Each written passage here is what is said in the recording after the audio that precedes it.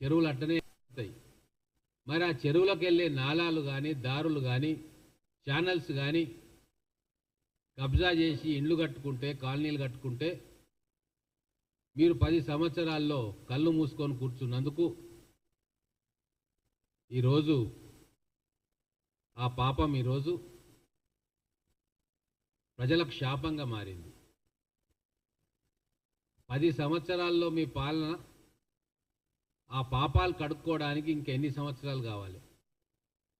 ప్రజలు, లక్షల మంది ప్రజలు మీ పరిపాలన వల్ల బాధలు పడుతూ ఉన్నారు. అయినా సరే గతమంతా మరిచి ఈరోజు అధికార పక్షం మీద నిందలు వేస్తూ ఉన్నారు. మేము ఏ మంచి పని కూడా చేయనీయొద్దు అన్న ఈ కంకణం కట్టుకున్నట్టున్నారు, ముఖ్యంగా హరీష్ రావు గారు. ఇక కేటీఆర్ గారు ఏమో ఆయన ఏం మాట్లాడుతున్నారో నాకు తెలియదు, ఆయన లేడు కూడా. కేసీఆర్ గారు ఏ రోజు కూడా ప్రజల మధ్యలోకి వచ్చి ప్రజల బాగోగులు బాధలు పట్టించుకున్న పాపన పోలే.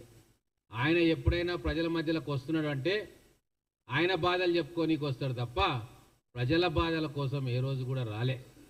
ఇప్పుడు ప్రతిపక్ష పాత్ర అసెంబ్లీలో పోషిస్తలేడు, ప్రజాక్షేత్రంలో పోషిస్తలేడు.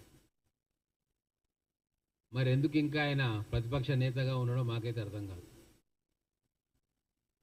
కేటీఆర్ గారు కేవలం ట్విట్టర్లో లొల్లి పెట్టనీకే పనికొస్తాడు తప్ప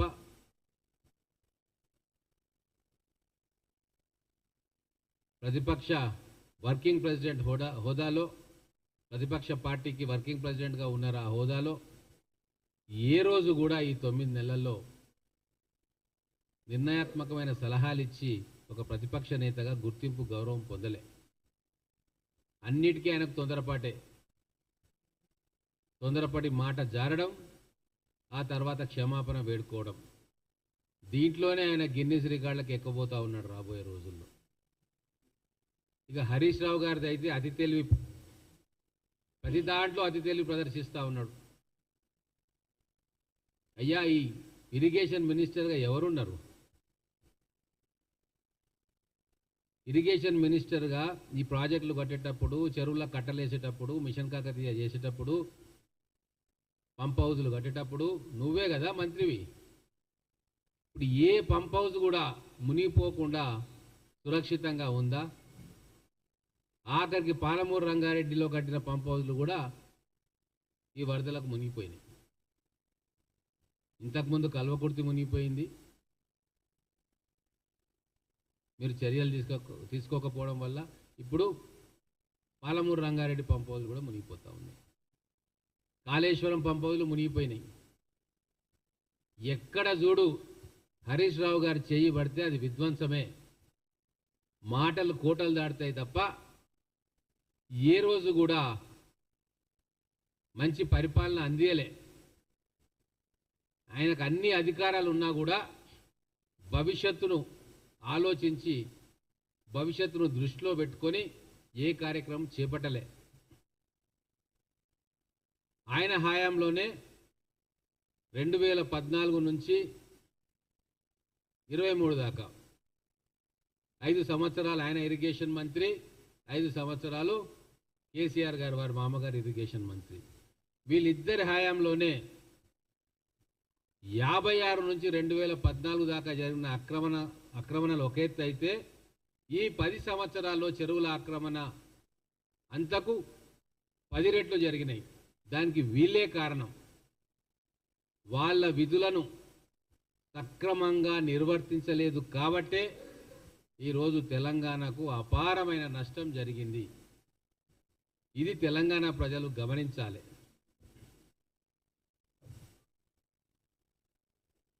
ఈ మధ్యలో గుళ్ళకు, దేవుళ్ళ దగ్గరికి, గోపురాలకు పోతా ఉన్నాడు.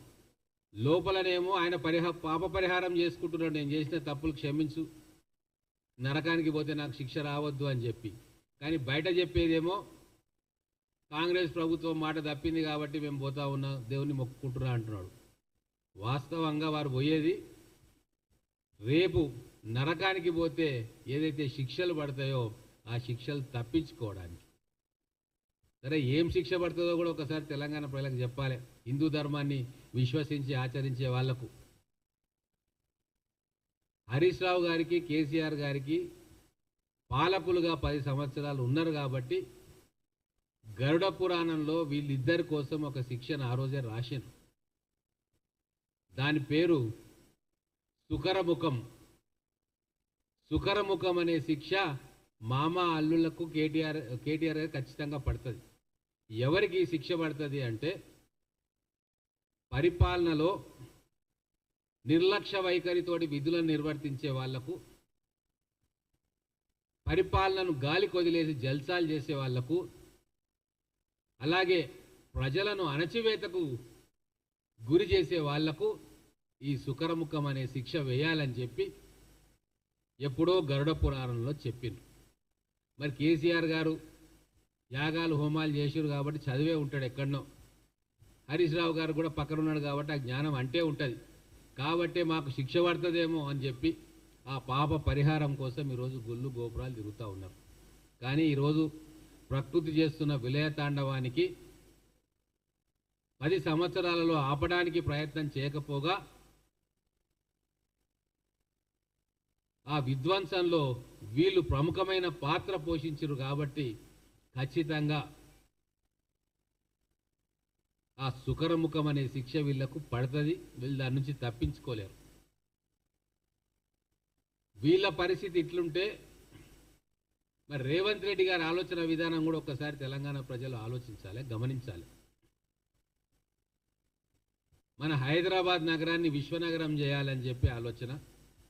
బీఆర్ఎస్ వాళ్ళు మాటలు చెప్పిండ్రు కానీ ఏ పని కూడా భవిష్యత్తును దృష్టిలో పెట్టుకొని చేయలే. చెరువులను కబ్జా చేసుడు, చెరువులను రియల్ ఎస్టేట్ కంపెనీలకు రాసిచ్చుడు తప్ప విశ్వనగరంగా ఉండాలంటే ఏం కావాలి?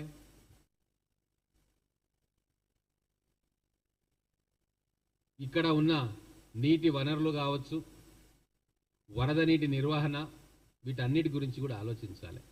రేవంత్ రెడ్డి గారు అదే పని చేస్తూ ఉన్నారు.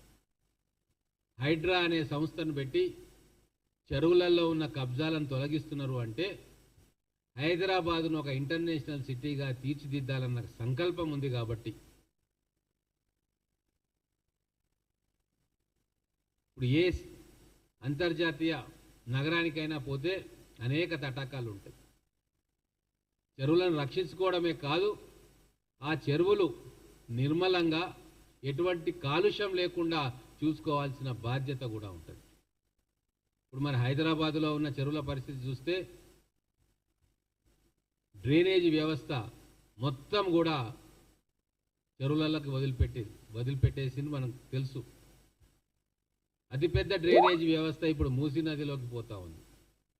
అందుకే ఈ నగరానికి మళ్ళా రీబ్రాండింగ్ చేయాలని చెప్పి మూసీ రివర్ ఫ్రంట్